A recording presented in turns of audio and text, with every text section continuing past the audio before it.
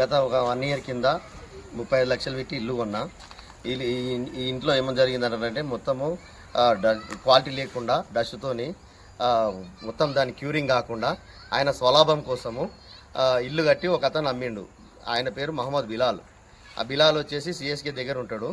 ఆ బిలాల్ ఏం చేసిండంటే అమ్మిరెడ్డి తిరుపతి రెడ్డి అనే ఒక వ్యక్తి పేరు మీద ప్లాటు తీసుకొని బినామీగా ఆ ప్లాటు ద్వారా ఇల్లు కట్టి 2 ప్లాట్లను 3గా విభజించి 150 గజాల ప్లాట్లు ఇవి 2. అయితే 300 గజాలలో 100 గజాలు చేసి అమ్మిండు. నేను కూడు గుడ్డకు నోచుకోకుండా రూపాయి ఒకతానేసి కష్టపడి కష్టాలు పడి పేదోడికి ముఖ్యంగా మధ్యతరగతి వ్యక్తికి సొంతింటి కళ నెరవేర్చుకోనికే పిల్లలకు పై చదువులు కూడా గట్టిగా చదివించకుండా ఫీజులు కూడా సరిగా కట్టక ఒక్కొక్క రూపాయి డబ్బులు సేవ్ చేసి నేను ఒక 35 లక్షలు పెట్టి ఇల్లు కొన్నా. పీఓపీ చేసినా కానీ లోపల ఏముందంటానంటే వాటర్ బాగా పదునొస్తున్నది, పైన ఫ్లోరింగ్ లేదు, ఇల్లు ఆల్రెడీ కుంగిపోయింది, నైట్ పూట కంపిస్తుంది, అంటే ఇల్లు కూడా పడిపోతుంది.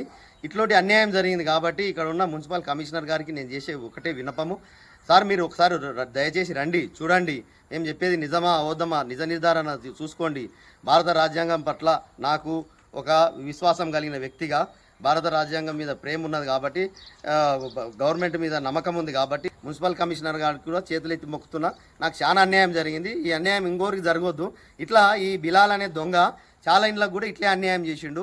సిఎస్కేలా దిడి గోపాల్ సార్ అంటే ఒక ఆయన ఇల్లు తీసుకుంటూ ఆడ కూడా ఇబ్బంది ఉంది. ఈయన ఏడ చేసినా కానీ ఇదే విధంగా చేస్తాడు. ముఖ్యంగా మధ్యతరగతిని టార్గెట్ చేస్తుండు.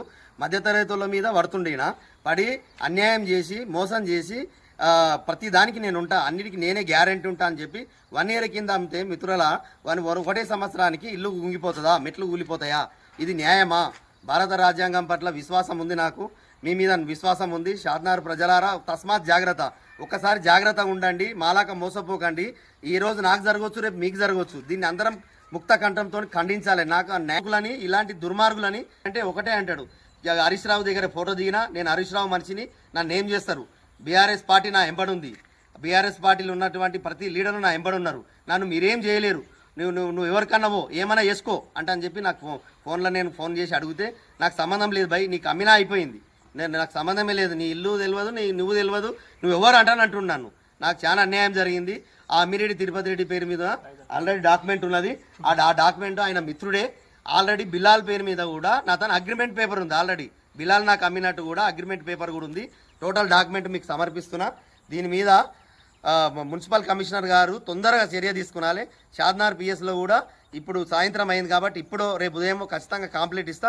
మీడియా మిత్రుల ఆధ్వర్యంలోనే ఇస్తా. నాకు నమ్మకం లేదు, ఎందుకంటే ఎవరు కూడా నాకు న్యాయం చేస్తలేరు. 1 మంత్ నుంచి స్ట్రగుల్ అవుతున్నా, అన్ని జీవితాలతో ఆడుకుంటూ. దయచేసి నాకు న్యాయం